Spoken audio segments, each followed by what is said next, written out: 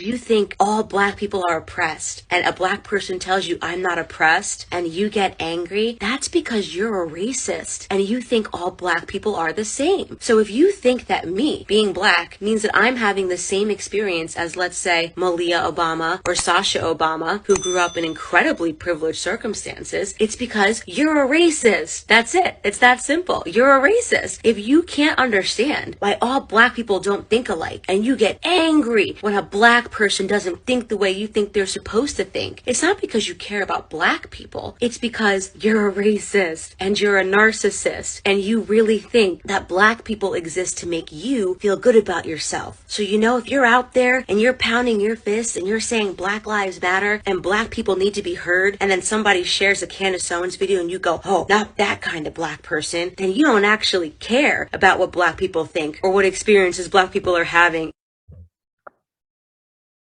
Okay, so we all just watched that video and I'm going to respond, and it might be a little bit because it's a complex issue. So if you think black people all have the same experience or think all black people think the same way, you are generalizing about people in a way that is racist. Also, if you are angry when a black person doesn't feel racially oppressed, that is kind of racist because it implies that you want black people to know their place, which is gross. Black people do not all have the same thoughts or experiences, but while some Black people may feel as though they are not racially oppressed, systematic racial oppression does still exist. Okay, let's go to the next slide. In truth, nobody cares if Owens has experienced systematic racism. In fact, I'm glad she has had to experience it because from what I hear, it's not fun. But what is not okay is when Owens presents her experience as proof that systematic racism doesn't exist. Here's an example of that. First and foremost, stop selling us our own oppression. Stop taking away our self-confidence by telling us that we can't because of racism, because of slavery. I've never been a slave in this country. Stop telling us that we need to be obsessing over our past when we should be obsessing over our future and the potential that we have. Yeah, so if one of us isn't free, then we're all not free. She probably doesn't know about quotes like that. Owens may think racism is narrowly defined as slavery, but it extends beyond this. The United States is systematically oppressive towards Black people. It is oppressive towards other groups as well, but for the purposes of this video, we are talking about race, specifically Black people. You may not be oppressed 24 hours a day, 7 days a week, but you still have the potential to be oppressed based on your race at any time. And this reality is stressful and not something people want to have to anticipate and think about all the time. So they fight against it. There was a study done in 2004, I'm going to put the link in the description, that was trying to show how Blacks are oppressed in the United States when in terms of higher rates and callback rates among Black and white people. So for the purposes of the study, they tried to have two groups of people with every single characteristic the same among them, except their race. And the characteristics that they were trying to control for were both well-spoken, both clean-shaven, both young men, both aged between 22 to 26. Most of the people of both groups were college educated. Most were between 5 feet, 10 inches and 6 feet in height. All were recruited from around New York City, all had similar verbal skills and interactional styles, which included level of eye contact, demeanor, and verbosity, and they all had similar physical attractiveness. So in a world where there is no systematic racial oppression or racism, you would expect all of the percentages to be the same for the Black and white people. And then the other component of this was that they were having white and Blacks with and without criminal records. So white people with no criminal record, 31% callback job offer rate. White people with a criminal record, 22% callback job offer rate. Blacks with no record, 25% callback rate, job offer rate. And Blacks with a criminal record, 10% callback job offer rate. So in a world of racial equality, the corresponding percentages would be equal. So we can look at this. White no record, 31. Black or no record, 25. White with a record, 22. Black with a record, 10%. Instead, whites with a record, a criminal record, have about the same odds as a Black person with no criminal record, and whites with a criminal record are more than double likely to get a callback or job offer than a Black person with a criminal record. And like I said, I'm going to provide that link in the description. And just think about how long lasting the effects could be of people not getting these jobs or callbacks. So there's another difference here between what Candace Owens does. There is her not being oppressed and her declaring that Black people are not oppressed. So when she says, you know, I am not oppressed, good. I hope you continue to not be oppressed. And I hope maybe in the back of your head, you recognize that because you're Black, you could still potentially be oppressed, and that you're lucky to not have been. So, and, you know, Candace Owens saying that she hasn't been oppressed, if there are people who are angry about that, that's weird. But her saying Black people are not oppressed, which is not what she said in the video, but what, you know, a topic that she promotes is that Black people and racism and all this stuff does not exist. That's not okay, because you're downplaying the hardships other people face. And you're implying that the hardships that they face are because of non-racial reasons. And, you know, that kind of devolves into calling these people lazy, stupid, or having a bad attitude. And, you know, it is infuriating and it does make people angry when the hardships that they perceive they're facing, someone who isn't personally experiencing those hardships denies the existence of, you know, those hardships at all for anyone. So she does a bait and switch here. So I'll tell you, like, of all the Black Lives Matter, people who want racial justice, all this kind of stuff, I would assume most of them are not angry at her for not having the same thoughts as other Black people and not having the same experiences as other Black people, and for not personally, like, for her, like, I would assume most people are not angry that she personally has not experienced racism. So most of the people who are fighting for racial justice are not angry with her at these topics, but she paints the picture as though like all the people at Black Lives Matter are angry at her for these reasons, and that the people who are angry are racist. And that's troublesome because you're, you know, making it seem as though the people who are trying to fight systematic racism are racist, which, you know, when people want to eliminate the systematic oppression of people of color in this country so that the community endures less hardships, less stress, and less uncertainty, such that they can live a happier and freer life, to call them racist, it's not accurate. Read the definition of racism and tell me how wanting people to be treated the same based on skin color is in any way the definition of racism. So with that out of the way, the only thing that I can really understand what Candace Owens is saying here is the Black people who are angry at her for saying that she hasn't experienced oppression, because I could see that as some really gross racist person who's like angry that she doesn't know her place. But I find this example that she's giving probably not even a real thing, because the average racist person these days is not overt in their racism. Nowadays, racist people want to live in a society where Blacks are oppressed and the Black people are not aware of their oppression. The racist white people or whatever, they want the benefits of the system being structured to benefit them, with the outside groups who it is pinned against not being aware of it so that they can't fight back against the prejudice. You know, they want the status quo of, you know, the benefits of their race and how that plays into our country's systems and yada, yada. So Candace Owens talks about her experiences. You know, the level of oppression endured by every Black person is going to be different based on their experiences. And I think that their experiences are mostly tied to and determined by their environment. So, you know, a Black person in Detroit is going to have a different experience than a Black person who's in a small Southern white town. I don't know if they both actually might be negative experiences, but they'd be negative in different ways, I would assume. And, you know, so Candace Owens brings up Malia and Sasha Obama and said, you know, they're not oppressed because, you know, they have all this privilege. But I would be curious personally to see if Sasha or Malia have experienced anything negative due to their race, you know, during, I would assume more so prior to them having the privilege, but I would also be curious to see if they've experienced stuff, you know, presently while they've had their privilege. And Candace Owens kind of makes this like, she's kind of pushing this idea that money is privilege, and I can, I understand the sentiment behind that, but she's implying that because you have money / privilege, it eliminates the potential for you to be oppressed. And I disagree with that. You can go online, there's these rappers who are, very, very wealthy. You can watch videos of them being pulled over for absolutely no reason other than it's a Black person driving a nice car.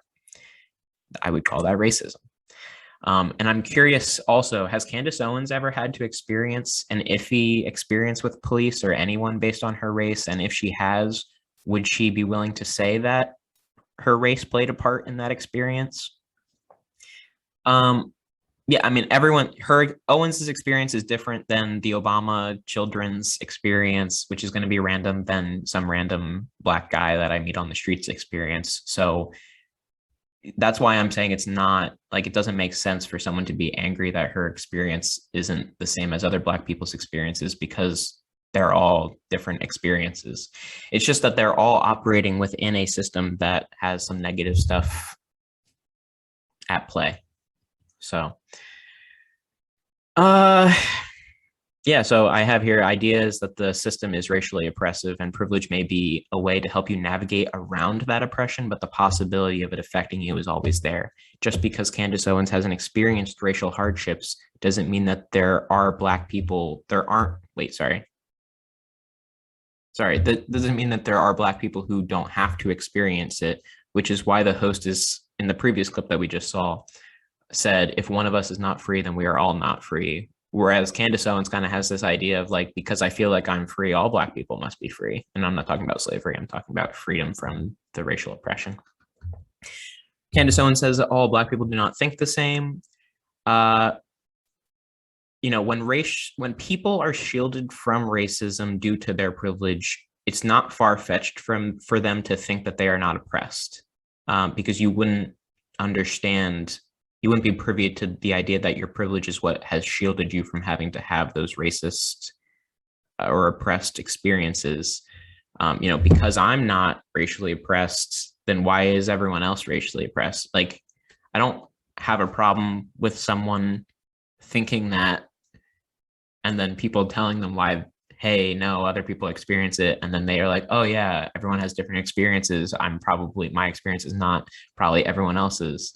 So, at one point she talks about how people talking about what Blacks are supposed to think. And that is a very troubling sentiment. And I don't, engage in, like, there's nothing that I think that I would be like, oh, all Black people must think this.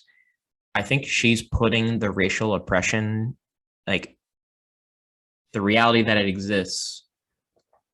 I would want all people to know that, I would want all people to be aware of it, regardless of whether you're Black or white. So like, just as people are supposed to think 2 + 2 = 4, people are supposed to recognize systematic racial oppression exists.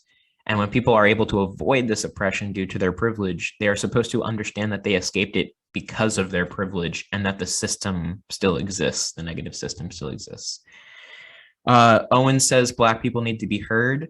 All Black experiences are anecdotal, so it is only when you listen to many people that you can determine a pattern of how Black people feel, how they feel that they're being treated by the system. Then you do research, and then you can, gather statistics to show that what these anecdotal experiences are portraying is a reality.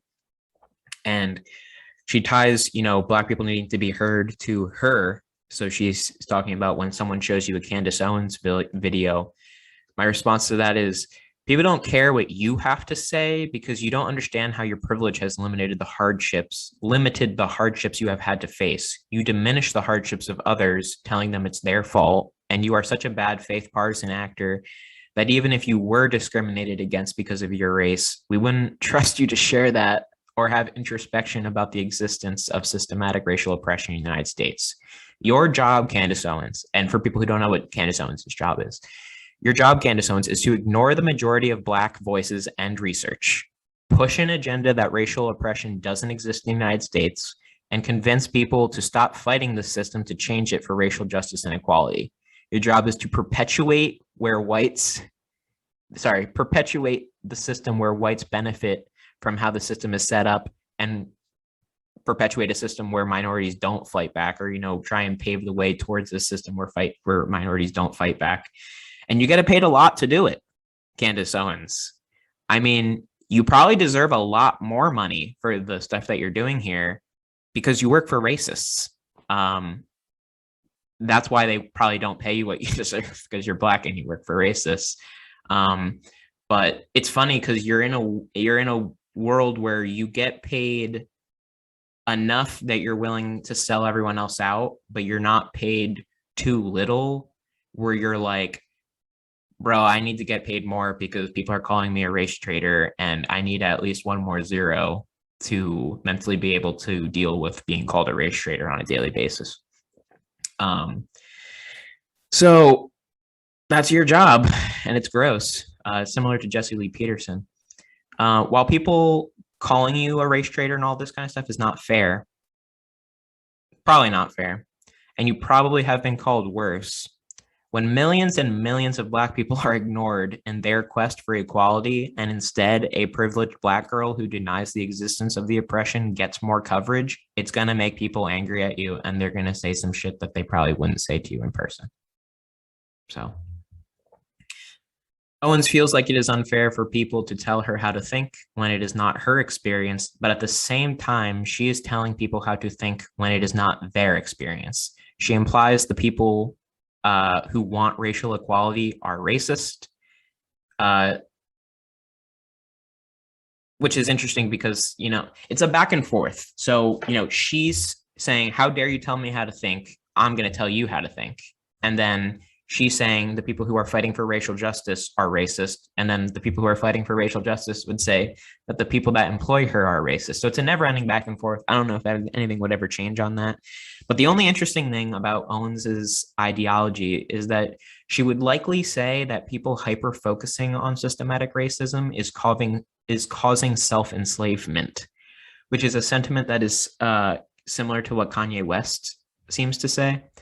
And while conceptually that is interesting to think about, is the Black community's constant focusing on a systematically oppressive system, is that resulting in people essentially giving up? And should we, I guess, ignore it and try and fight through it? Or are we going to constantly acknowledge it and just kind of give up? It's an interesting, that's what I'm saying. It's the only interesting thing that she talks about. But at the end of the day,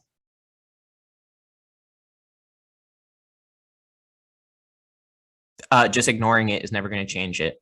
And if you continue to ignore it, you're just perpetuating a society where Black people need to do more and more and more in order to be considered equal. So, that the black guy with the record who had the same resume as the white person with the record, but had half as much of a callback, ratio, that's showing that if you're a Black person, you need to do even more so that your percentage could crawl up in that example.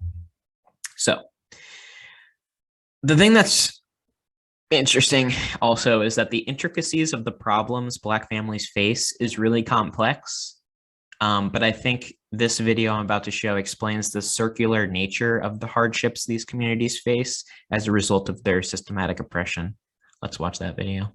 But more white people are killed by cops than Black people. Yeah, because there are more white people than Black people in the USA. Right. And, Black people are not being killed disproportionately to the level of crime that they commit by police officers. Wait, well, you just said to the level of crime they commit, but what you actually mean is to the amount they're arrested. Considering the fact that Black people are arrested far more disproportionately than white people for the same amount of crimes, these two stats might actually be related. For the same amount of crimes, disproportionately how? No. Like for weed smoking, for example, Black people and white people consume weed at about the same rate, but Black people get arrested 4 times as much of it. But why? Because Black neighborhoods are over-policed. And also police because of long-term racial bias? What do you mean? they're not being over policed because of racial bias. There's more violent crime in those areas. Wait. You have a background in criminal justice and you don't understand the problem with over policing Black communities? I have a background in criminal justice, and I understand that they target resources to areas with violent crime. So let's go over this. Okay, because I also have a background in criminal justice. So here's a problem, all right? Let's say you have two neighborhoods, white and black, and the black one's a little bit poor because of long-term systemic slavery, Jim Crow, blah, blah. With that being the case, poorer neighborhoods tend to commit more crime. So the police chief says, okay, we're going to direct more resources towards the poor, the black neighborhood. Then another 5 years roll around, another crime study is done on both neighborhoods. It turns out that in spite of the fact that police are overrepresented in the black community is now committing more crimes, not less crimes than before. The reason for that is because now police are there to catch more crimes. But what that means is more of them are locked up, and it means the community continues its cycle of impoverishment. The over-policing of communities is what contributes to their disproportionate crime committing, not the other way around. No. So like the NYPD, the way that they map crime, because a lot of people like to use the NYPD as an example of this, is they use a system called CompStat, where they just track reports of violent crimes, and then they target the officers to those areas. Now, they do catch some crimes like marijuana, which is like the one crime everybody goes to, just because they're more present in those areas. Because to catch somebody smoking marijuana, you have to see it and smell it. Yeah. If you have more eyeballs and more nostrils there, then of course you're going to disproportionately get people for marijuana. But that's one issue. Crime as a consequence of a higher murder rate, of a higher assault rate. Like, why do you think there's a higher murder and assault rate? Why do I think that there's a higher murder and assault rate? Yeah, in black communities. Because, well, not black communities overall. There are specific black communities that have way higher murder rates. Yeah, I agree. Why? Because they're committing murders at higher rates. Yeah, but why? Well, you have fatherless households, and typically people need male role models, especially men, who are most of the people committing these crimes. Yeah. And when you don't have a male role model during your peak offending years, you're 15 to 24. Why don't they have fathers? Because they're not like getting. Because a lot of them are getting arrested. Yeah, that's the cycle. Yeah, a lot of them get arrested, which means a new generation grows up without any kids having a father figure, which disproportionately commits the committing of more crime. Okay, love that video, Vosh.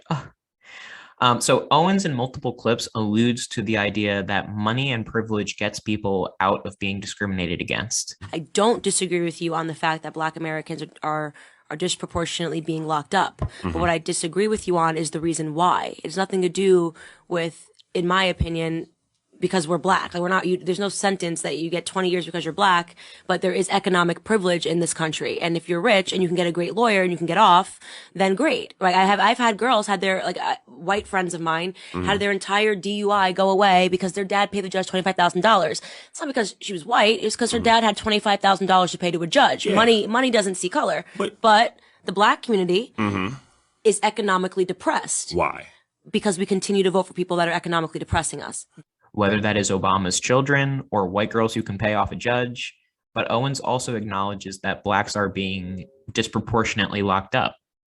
So here's what I'm saying is if Blacks are being, you acknowledge this. You acknowledge that Blacks are disproportionately being locked up. And then when we pair that with the statistics that Blacks with a record have a 10% callback offer rate, meanwhile, whites with a record have a 22% callback offer rate, how does that community move forward? How does that community progress, and how do they accumulate wealth if they are being disproportionately put in jail, and then as a result they have for racial reasons half as likely to get a job, let alone that they have a record? So you already are disadvantaged to get a job, but you're even more dislikely to get it because you're Black with a record, as opposed to the white people with a record.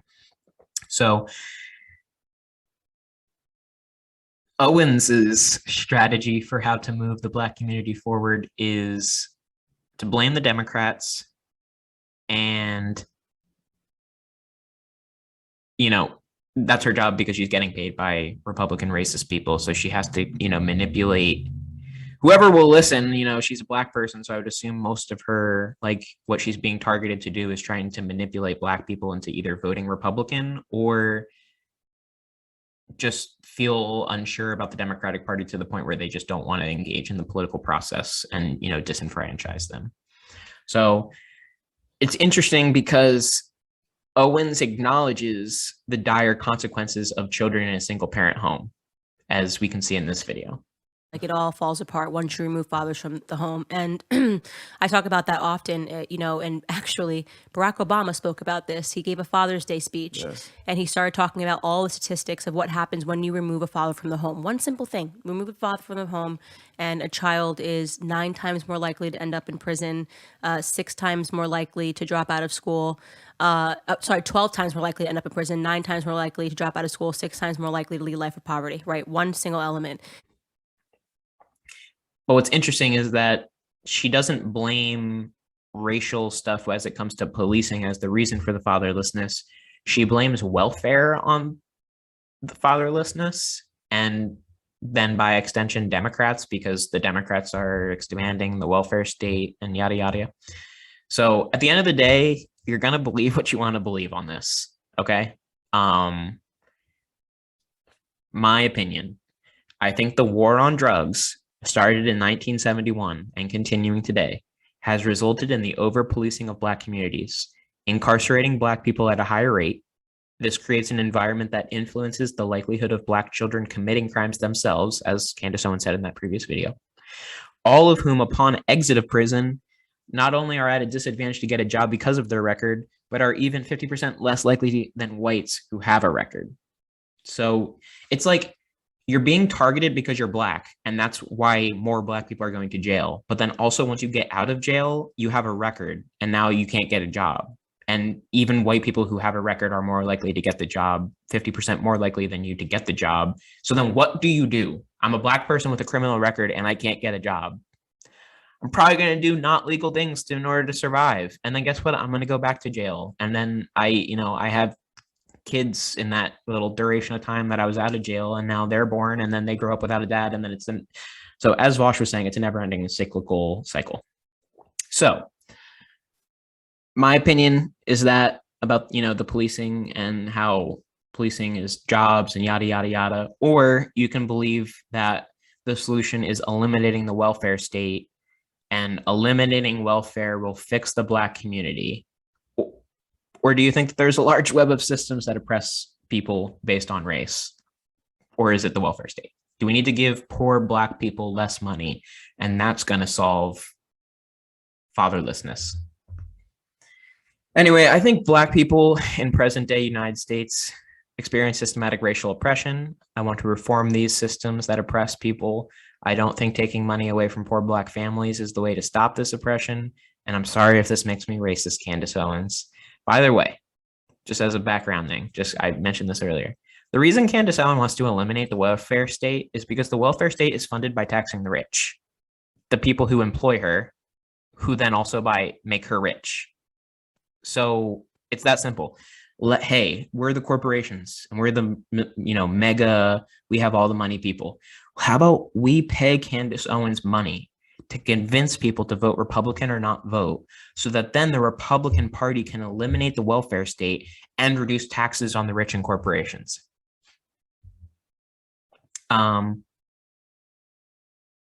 Yeah. Anyway, sorry for another long political video, but I thought it was interesting. Bye. Hit the end button.